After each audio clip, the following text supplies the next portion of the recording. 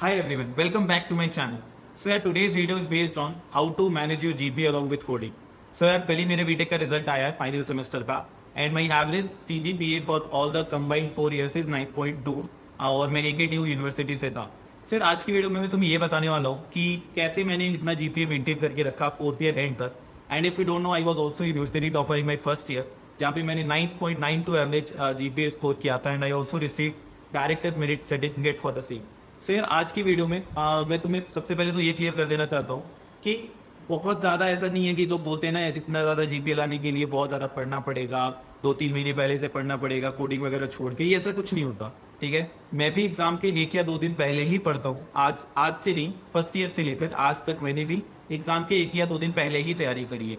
तो मैं तुम्हें आज ये बताऊंगा यार कि मेरी क्या स्ट्रेटेजी रहती है पढ़ाई के समय, कि मैं कैसे पढ़ता हूँ एग्जाम्स के लिए और मैं कैसे लिखता हूँ, जो दोनों इक्वली इंपॉर्टेंट है. तो स्टार्ट करते हैं मैं कैसे पढ़ता हूँ. यार पहली बात, जैसे सब कोई 1 या 2 दिन पहले पढ़ता है वैसे ही मैं भी 1 या 2 दिन पहले ही पढ़ता हूँ. और मैं कैसे पढ़ता हूँ वो मैं बताऊंगा.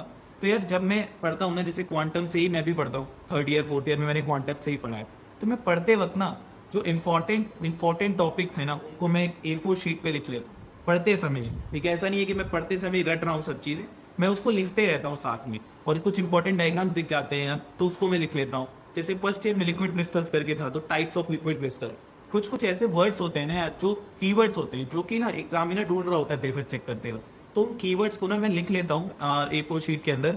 एंड जैसे कि 5 यूनिट्स होते हैं हमारे AKTU में, तो 5 यूनिट्स को मैं अराउंड 5 पेजेस या मैक्सिमम 10 पेजेस में A4 शीट के कंबाइंड एक फ्रंट और बैक मिला के मैं ये 2 पेज गिन रहा हूँ, एक नहीं गिन रहा. तो ऐसे 10 पेज 8-9 पेज का मैं एक सब्जेक्ट का नोट्स बना लेता हूँ पढ़ते वक्त. ठीक है, और मैं उसको रिवाइज करता हूँ जब मैं एग्जाम देने जा रहा होता हूँ. ठीक है, क्यों करता हूँ वो मैं तुम्हें बताता हूँ. जब तुम एग्जाम के जस्ट पहले वो सारे नोट्स पढ़ोगे ना एक बार, जो तुमने खुद लिखे पढ़ते वक्त, उसमें कुछ कीवर्ड्स होंगे जो तुम्हें ध्यान दे जाएगा एग्जाम के समय. और वो सबसे ज्यादा इफेक्ट डालता है तुम्हारे मार्क्स पे, क्योंकि एग्जामिनर को एग्जैक्ट कीवर्ड्स दिखते हैं जो क्वांटम में है या कहीं रिसोर्स में है. ठीक है, तो बहुत फर्क पड़ता है. तो मैं ऐसे हमेशा पढ़ाई करता हूँ. अब दूसरी चीज हो गई ना यार कि मैं पढ़ता उतना ही हूँ जितना बाकी सब लोग पढ़ते हैं. ठीक है, शायद मैं कम ही पढ़ता हूँ, बट मैं कैसे पढ़ता हूँ वो मैं तुम्हें बता रहा हूँ. ठीक है, दूसरी सबसे इंपॉर्टेंट चीज है कि आई थिंक कि नॉलेज कितना है बंदे के अंदर वो इंपॉर्टेंट नहीं है, बट उस नॉलेज को कैसे बंदा रिप्रेजेंट करके आ रहा है बीटेक के पेपर में, दैट इज मोर इंपॉर्टेंट. तो मैं बीटेक का पेपर कैसे लिखा है मैंने आज तक वो मैं तुम्हें बताता हूँ. तो मैं सबसे पहली जो मेरा रूल है, जब भी मैं एक यूनिवर्सिटी एग्जाम लिखता हूँ, पहला मेरा रूल रहा है चारों साल में कि मैं कोई कटिंग नहीं करूंगा पेपर. ठीक है, अगर मैं गलती से कोई वर्ड गलत लिख भी देता हूँ ना, मैं काटता नहीं हूँ उसको, मैं उसके आगे उसका सही वर्ड लिख देता हूँ. ठीक है, कभी बहुत ब्लंडर हो गया कि यार पूरा पेज गलत हो गया, ऐसा कभी हुआ नहीं है मेरे साथ, बट अगर होता तो मैं उसको एक सिंगल लाइन से कट करता, ना कि दूसरों की तरह जो कि पूरा उसको मतलब गोज पूछ देती. ठीक है, तो मैं वैसे नहीं करता. तो पहला रूल यही है कि कटिंग कम से कम रखो. पेपर जितना तुम्हारा सुंदर दिखेगा उतना एग्जामिनर को ईज होगा पेपर चेक करने में.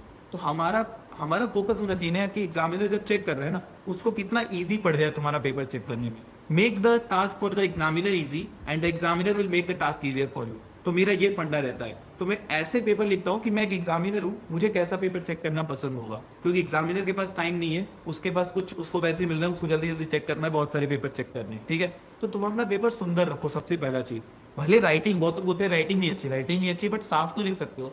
Writing clean is not at all same as writing beautiful. ठीक है, क्लीन लिखने के लिए मैं कह रहा हूँ. राइटिंग अच्छी है तो वो तो एक सोने पे सुहागा हो गया, बट क्लीन लिखना बहुत ज्यादा जरूरी है. दूसरा मेरा रूल क्या रहता है कि मैं पेपर को थोड़ा इंटरेक्टिव बनाता हूँ. इंटरेक्टिव इन द सेंस कैसे, ऐसा थोड़ी है कि वो बात करेगा, बट मैं क्या करता हूँ जब मैं अपने आंसर्स लिखता हूँ ना, तो मैं आंसर्स में कहीं कहीं ऐसा कोशिश करता हूँ कि डायग्राम से कुछ दिखाना. For example types of liquid crystal, तो टाइप्स ऑफ लिक्विड क्रिस्टल बीच में लिख दो, फिर चारों 5 टाइप के लिक्विड क्रिस्टल होते हैं उनको ऐसे एरो बना के लिख दो. This is not a diagram, but मैं उसको डायग्रामेटिकली रिप्रेजेंट कर रहा हूँ. उससे क्या होता है पेपर और भी वेल रिप्रेजेंटेड दिखता है, और जो एग्जामिनर चेक कर रहा है उसको इजी होगा आगे चेक करना. ठीक है, क्योंकि सब चीज उसे दिख रही है. बट इन तरह की हाईलाइट्स तब करना जब तुम्हें पता हो कि यार ये आंसर सही है. ऐसा नहीं है कि तुम अपनी कहानी बना रहे हो उसको भी डायग्राम में दिखा रहे हो, हाईलाइट कर रहे हो, तब तो वो और ब्लेंडर हो जाएगा. ठीक है, अगर तुम्हें कंफर्म होगी यार ये कीवर्ड तो मैंने देखा है, उसको थोड़ा हाईलाइट कर दो. ठीक है, हाईलाइट कर दो, डायग्राम बना के दिखा दो, ताकि एग्जामिनर को लगे बंदा पढ़ के आया है. तीसरी सबसे important rule, don't make long paragraphs in your paper. ठीक है, पैराग्राफ्स बहुत लंबी नहीं होने चाहिए, क्योंकि एग्जामिनर नहीं पढ़ रहा. तो तुम क्या करो, अपने आंसर्स को नोट्स में लिखो. नोट्स इन द सेंस कि पॉइंट वाइज लिखो. ठीक है, कभी भी पॉइंट नंबर मत लिखना 1 2 3 4, instead just draw an arrow और just draw an like a point और समथिंग लाइक जो कि रिप्रेजेंट कर रहा है कि यहाँ से एक नया पॉइंट स्टार्ट हो रहा है। 3 लाइन का पॉइंट लिखो और थोड़ा गैप दे के एक स्पेस एक लाइन छोड़ के खूब सारे पॉइंट्स लिखो, उससे थोड़ा पेपर और अच्छा लगता है। तो मैं तुम्हें समझा पा रहा हूँ कि मैं टारगेट में किस चीज़ पे कर रहा हूँ कि पेपर को कैसे लिखना है। ठीक है, जो भी बंदा एग्जाम में बैठा है सबके पास सेम नॉलेज है, हो सकता है किसी ने 1 घंटा ज़्यादा पढ़ाओ, बट नॉलेज सबके पास सेम है। कुछ ऐसा नहीं होता क्योंकि बीटेक में कोई क्लास में नहीं पढ़ता, ठीक है, वो खुद ही कॉन्सेप्ट से रट के जा रहे होते। तो बट पेपर को रिप्रेजेंट करना बहुत इंपॉर्टेंट है और उससे एग्जामिनर तुम्हें नंबर देगा। ठीक है, ये कुछ पॉइंट्स है जो मैं फॉलो करता हूँ। नेक्स्ट जो इंपॉर्टेंट पॉइंट मैं फॉलो करता हूँ यार, ये है कि मैं जब पेपर देखता हूँ तो पहले मैं पेपर को विजुलाइज करता हूँ। ठीक है, कि मैं कैसे उस पेपर को लिखने वाला हूँ। ठीक है, कोई क्वेश्चन उठा रहा हूँ ना मैं, तो विजुलाइज करूंगा यार मैं पेपर का आंसर कैसे स्टार्ट करूंगा, कैसे एंड करूंगा, बीच में कैसे। इसमें ज़्यादा 1 या 2 मिनट देता हूँ, ये मैं सोचता कि मैं 10 मिनट इसी में देता हूँ। 1 या 2 मिनट में मैं सोचता हूँ स्ट्रेचर को कैसे लिखूंगा, फिर स्टार्ट करता हूँ। ठीक है, ऐसे लिखो जैसा तुम पढ़ा करते हो, वो इंपॉर्टेंट है। दूसरी चीज़ कि यार मैं कोशिश करता हूँ कि मैं अपने पेपर को ऑर्डर में आंसर करूँ। ऑर्डर में आंसर करूँ इन द सेंस, मैंने एक बार सेक्शन बी उठाया लेट्स से, तो मैं सेक्शन बी को कंप्लीट करूंगा, फिर सेक्शन सी में जाऊंगा। इसका रीजन मैं तुम्हें बताता हूँ। मान लो तुमने लिखा 2A मतलब कोई क्वेश्चन है सेक्शन बी के अंदर, 2A के बाद तुमने आंसर किया 3E जो कि सेक्शन सी के अंदर है। फिर एग्जामिनर को क्या करना पड़ेगा, पेपर पलटना पड़ेगा, सेक्शन बी और सेक्शन सी का क्वेश्चन देखना पड़ेगा। उससे एग्जामिनर का काम टफ हो रहा है। ठीक है, एग्जामिनर का काम हमें क्या करना है, आसान। तो सेक्शन बी को कंप्लीट कर दो, फिर सेक्शन सी पे जाओ, सेक्शन सी को कंप्लीट कर दो, फिर सेक्शन ए पे जाओ। ए बी सी को तुम इधर उधर कर सकते हो सेक्शंस को, बट एक सेक्शन के अंदर जो क्वेश्चंस हैं उसको चारों की एक साथ ही आंसर करो।